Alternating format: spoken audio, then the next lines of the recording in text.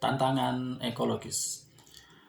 Di atas perang nuklir, dalam beberapa dekade mendatang, manusia akan menghadapi ancaman eksistensial baru yang nyaris tidak terdaftar dalam radar politik pada tahun 1964, yaitu keruntuhan ekologis. Manusia mendestabilisasi biosfer global di berbagai bidang. Kita mengambil lebih banyak sumber daya dari lingkungan sambil memompakan kembali sejumlah besar limbah dan racun sehingga mengubah komposisi tanah, air, dan atmosfer. Kita bahkan hampir tidak menyadari banyak sekali cara di mana kita mengganggu keseimbangan ekologis yang halus yang telah terbentuk selama jutaan tahun.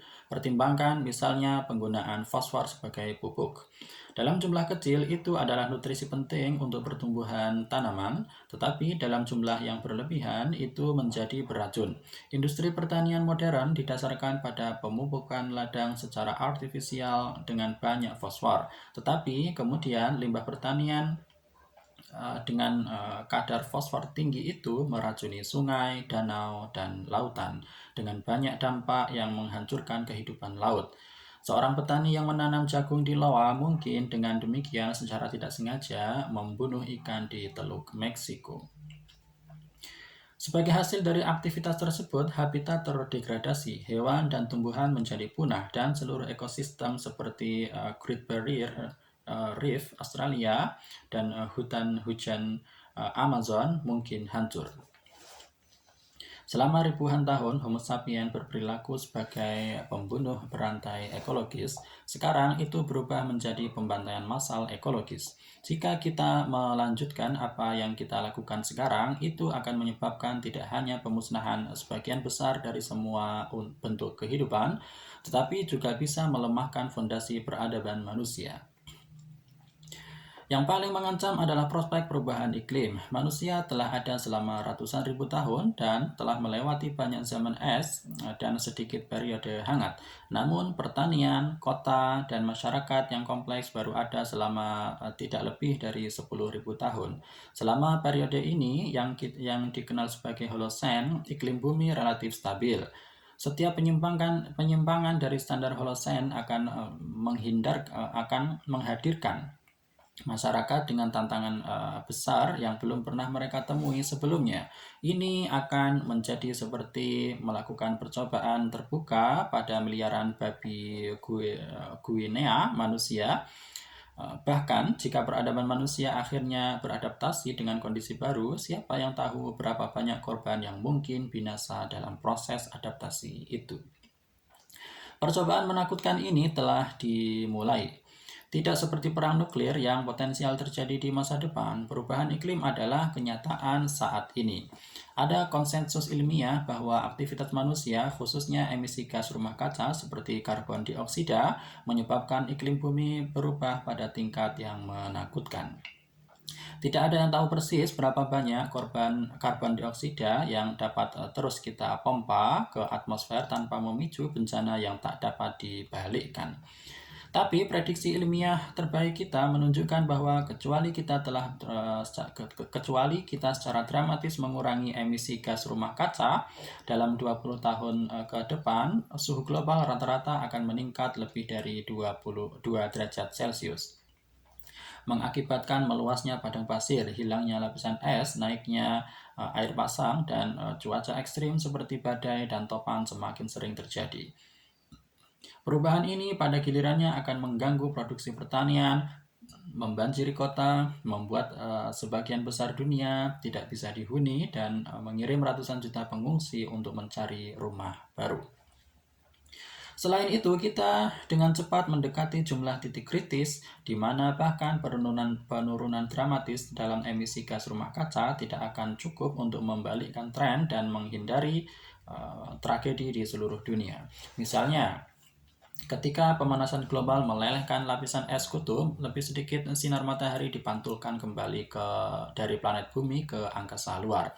Ini berarti bahwa planet menyerap lebih banyak panas, suhu meningkat lebih tinggi, dan es mencair lebih cepat. Setelah umpan balik ini melewati ambang kritis, maka akan mengumpulkan momentum yang tak terelakkan. Dan semua es di daerah kutub akan mencair bahkan jika manusia berhenti membakar batu bara minyak, dan gas.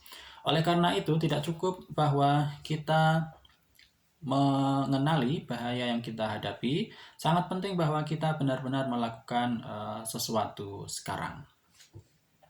Sayangnya, pada tahun 2018, alih-alih mengurangi emisi gas rumah kaca, tingkat emisi global masih meningkat.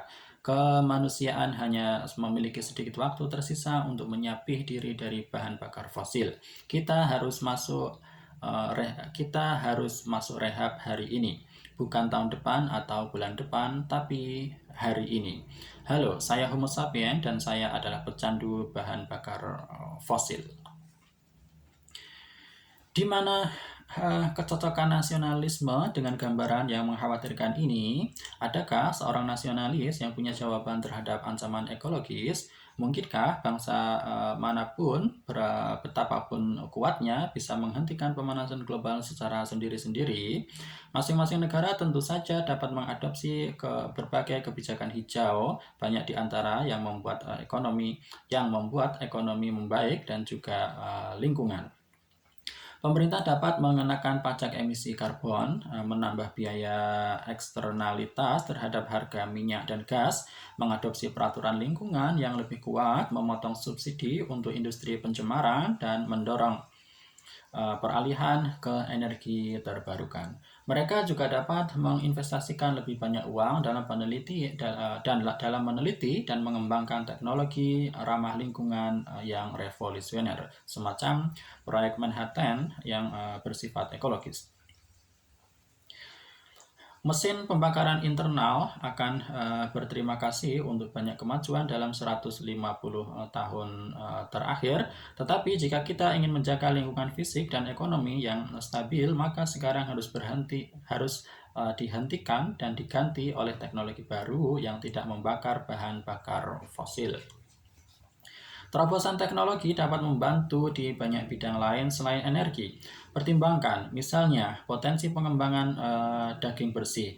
Saat ini, industri daging tidak hanya menimbulkan kesengsaraan yang tak terhitung jumlahnya pada miliaran makhluk hidup, tetapi juga merupakan salah satu penyebab utama pemanasan global, salah satu konsumen utama antibiotik dan racun, dan salah satu pencemaran utama udara, tanah, dan air. Menurut laporan di tahun 2013 oleh Institute of Mechanical Engineer, dibutuhkan sekitar 15.000 liter air tawar untuk memproduksi 1 kg daging sapi dibandingkan dengan 287 liter yang diperlukan untuk memproduksi 1 kg kentang. Tekanan terhadap lingkungan kemungkinan akan memburuk karena meningkatkan kesejahteraan di negara-negara seperti Tiongkok dan Brasil yang memungkinkan ratusan juta orang tambahan untuk beralih dari makan kentang ke makan daging sapi secara teratur. Akan sulit untuk meyakinkan orang Tiongkok dan Brasil, belum lagi orang Amerika dan Jerman, untuk berhenti makan steak, hamburger, dan sosis. Tetapi bagaimana jika para insinyur bisa menemukan cara untuk menumbuhkan daging dari sel? Jika Anda ingin hamburger, tanamlah hamburger. Alih-alih membesarkan dan menyembelih seekor sapi utuh dan memindahkan bangkainya ribuan kilometer. Ini mungkin terdengar seperti fiksi ilmiah, tetapi hamburger bersih pertama di dunia ditumbuhkan dari sel dan kemudian dimakan pada tahun 2013. Harganya $330.000. 4 tahun penelitian dan pengembangan membawa harga turun menjadi $11 per unit. Dan dalam 1 dekade lagi, industri yang menghasilkan daging bersih diharapkan lebih murah daripada daging yang disembelih. Perkembangan teknologi ini dapat menyelamatkan miliaran hewan dari kehidupan yang menyedihkan, dapat membantu memberi makan miliaran manusia yang kekurangan gizi, dan secara bersamaan dapat membantu mencegah kehancuran ekologis. Oleh karena itu, ada banyak hal yang dapat dilakukan oleh pemerintah, perusahaan, dan perorangan untuk menghindari perubahan iklim. Tetapi agar efektif, itu semua harus dilakukan pada tingkat global. Ketika menyangkut iklim, negara-negara tidak berdaulat. Mereka berada di bawah belas kasihan tindakan yang diambil oleh orang-orang di sisi planet lain. Republik Kiribati, sebuah negara kepulauan di Samudra Pasifik, dapat mengurangi emisi gas rumah kaca ke titik nol dan tetap tenggelam di bawah gelombang pasang jika negara-negara lain tidak mengikutinya. Chad bisa meletakkan panel surya di setiap atap di negara itu dan tetap menjadi gurun tandus karena kebijakan lingkungan yang tidak bertanggung jawab dari orang asing yang jauh. Bahkan negara-negara kuat seperti Tiongkok dan Jepang tidak berdaulat secara ekologis. Untuk melindungi Shanghai, Hong Kong, dan Tokyo dari banjir dan topan yang merusak, orang Tiongkok dan Jepang harus meyakinkan pemerintah Rusia dan Amerika untuk meninggalkan pendekatan bisnis seperti biasa mereka. Isolasi nasionalis mungkin bahkan lebih berbahaya dalam konteks perubahan iklim daripada perang nuklir. Perang nuklir habis-habisan mengancam untuk menghancurkan semua bangsa, jadi semua negara memiliki andil yang sama untuk mencegahnya. Pemanasan global sebaliknya mungkin akan memiliki dampak yang berbeda pada negara yang berbeda. Beberapa negara, terutama Rusia, mungkin benar-benar mendapat manfaat darinya. Rusia memiliki aset pantai yang relatif sedikit. Oleh karena itu, jauh lebih sedikit khawatir daripada Tiongkok atau Kiribati tentang naiknya permukaan laut. Dan sementara suhu yang lebih tinggi cenderung mengubah Chad menjadi gurun, mereka mungkin secara bersamaan mengubah Siberia menjadi lumbung roti dunia. Selain itu, ketika es mencair di ujung utara, jalur laut Arktik yang didominasi Rusia mungkin menjadi arteri perdagangan global, dan Kamchatka mungkin menggantikan Singapura sebagai persimpangan dunia. Demikian pula, mengganti bahan bakar fosil dengan sumber daya energi terbarukan cenderung menarik bagi beberapa negara lebih dari yang lain. Tiongkok, Jepang, dan Korea Selatan bergantung pada impor minyak dan gas dalam jumlah besar. Mereka akan senang terbebas dari beban itu. Rusia, Iran, dan Arab Saudi bergantung pada ekspor minyak dan gas. Ekonomi mereka akan runtuh jika minyak dan gas tiba-tiba berubah menjadi surya dan angin. Akibatnya, sementara beberapa negara seperti Tiongkok, Jepang, dan Kiribati cenderung berusaha keras untuk mengurangi emisi karbon global sesegera mungkin, negara-negara lain seperti Rusia dan Iran mungkin kurang antusias. Bahkan di negara-negara yang sering kehilangan banyak dari pemanasan global seperti Amerika Serikat, kaum nasionalis mungkin terlalu berpendapat sempit dan mementingkan diri sendiri untuk menghargai bahaya. Contoh kecil, tetapi jitu diberikan pada Januari 2018 ketika Amerika Serikat memberlakukan tarif 30% untuk panel surya dan peralatan tenaga surya buatan luar negeri. Lebih memilih untuk mendukung produsen tenaga surya Amerika, bahkan dengan biaya memperlambat peralihan ke energi terbarukan. Bom atom adalah ancaman yang jelas dan segera sehingga tidak ada yang bisa mengabaikannya. Pemanasan global sebaliknya adalah ancaman yang lebih kabur dan berlarut-larut.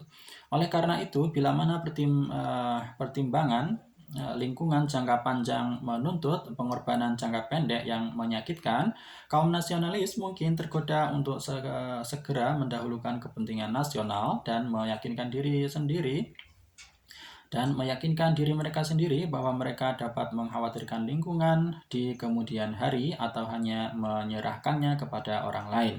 Sebagai alternatif, mereka dapat dengan mudah menyangkal masalah. Bukankah suatu kebetulan bahwa skeptisisme tentang perubahan iklim cenderung melestarikan hak nasionalis?